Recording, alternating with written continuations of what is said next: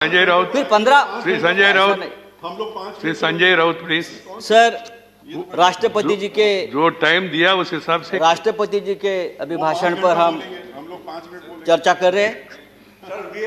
कल 5 मिनट जरूर मिलेगा। कल धर्मेंद्र प्रधान जी यहाँ बोल रहे थे और बार बार हमारी तरफ कटाक्ष करके हमें ये बोल रहे थे कि सच सुनो, सच सुनने से मोक्ष प्राप्त होता है। हम तो 6 साल से सच सुन रहे हैं और झूठ को भी सच मान रहे हैं, लेकिन आज जो चल रहा है हमारे देश में, जो माहौल है, मैं देखता हूँ जो सच बोलता है, जो सच लिखता है, उसे गद्दार, देशद्रोही कह के पुकारा गया, बोल दिया जाता है। कल इस बारे में चर्चा हम लोगों ने की, दिग्विजय साहब ने बहुत उस बारे में कहा है। सर, जो सरकार से सवाल पूछेगा उस पर देशद्रोही का मुकदमा ठोक दिया जाता है। कितने नाम मैं आपको बता सकता हूँ। हमारे सदन में संजय सिंह, जो हमारे सदस्य है संजय सिंह, उसके ऊपर देशद्रोह का मुकदमा है। राजदीप सरदेसाई, जाने माने पत्रकार, जिसको हमने सरकार ने पद्मश्री दिया है, पद्म पुरस्कार सम्मानित किया है, उसको हमने देशद्रोही बना दिया है। शशि थरूर, जो यूनाइटेड नेशन में हमारे देश के प्रतिनिधि थे, एमपी है, कैबिनेट में थे, उसको भी देशद्रोही का उसके ऊपर मुकदमा ठोक दिया है।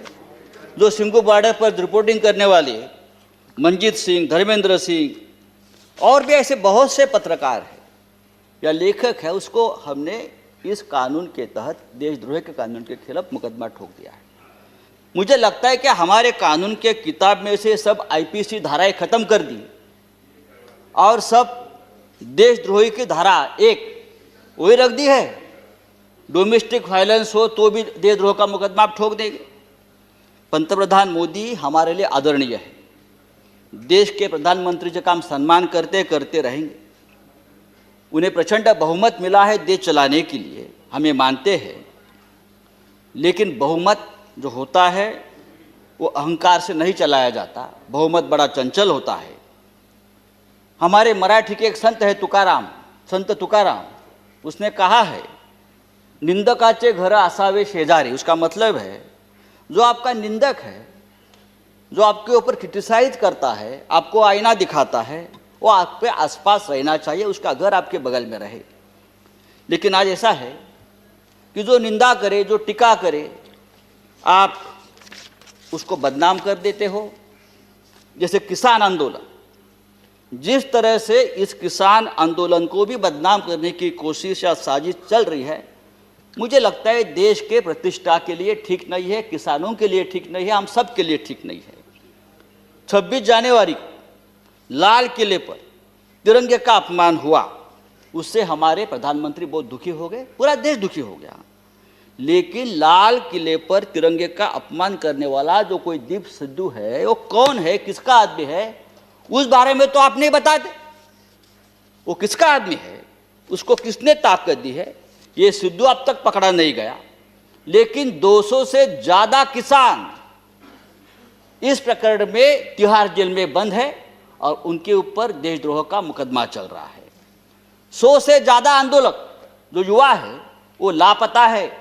वो कहाँ है, पुलिस ने उसका क्या किया, उसका एनकाउंटर किया है, क्या क्या मार दिया, वो पता नहीं है। तो ये जो है ये देशद्रोही है, अपने हक के लिए लड़ते हैं। लेकिन देश प्रेमी कौन है हमारे देश में? अर्नब गोस्वामी, जिसके वजह से एक निरपराध व्यक्ति महाराष्ट्र में जिसने आत्महत्या की, कंगना रनावत, ये देश प्रेमी है। राष्ट्रीय नेशनल सिक्योरिटी ऑफिशियल सीक्रेट संदर्भात, उस संदर्भ में उसने जो सामने लाया है, पूरा ऑफिशियल सीक्रेट तोड़ दिया हमारा। बालकोट स्ट्राइक के बारे में पहले से ही जानकारी सबको बता दी। हाँ, वो आपके शरण में है, उसको आपका प्रोटेक्शन है, ये राष्ट्रीय सुरक्षा का मामला है, आप उसके ऊपर बात नहीं करते।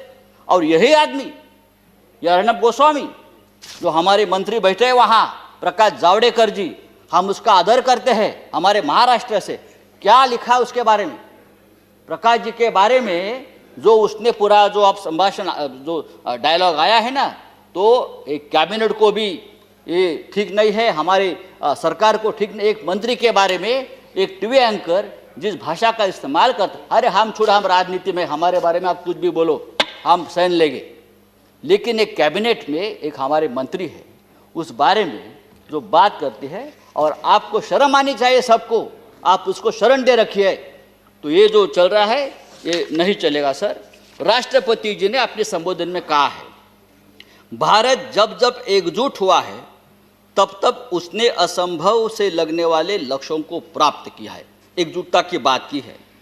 अगर ये बात सच है तो गत 3 महीनों से दिल्ली के सीमा पर किसान आंदोलन की एकजुटता तोड़ने में सरकार क्यों लगी है? संजय जी, हजारों किसान आपका 6 मिनट समाप्त हो गाजीपुर गया। सिंगू बॉर्डर पर अपने हक के लिए लड़ रहे हैं, और आप इस एकजुटता में आपको देशद्रोह दिखता है।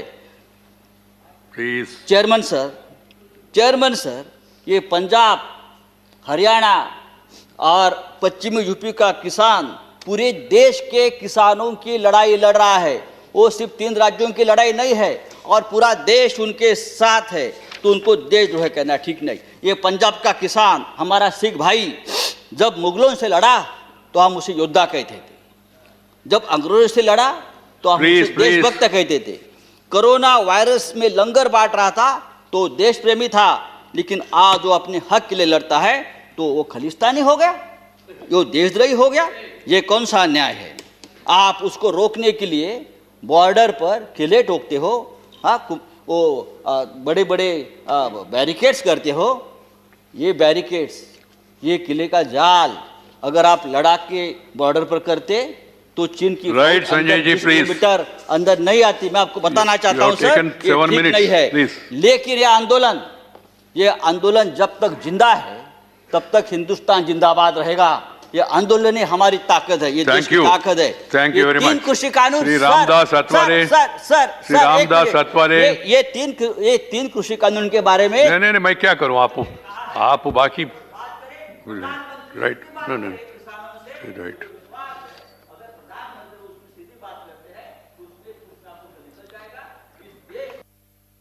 ठीक है। Thank you Sanjay ji.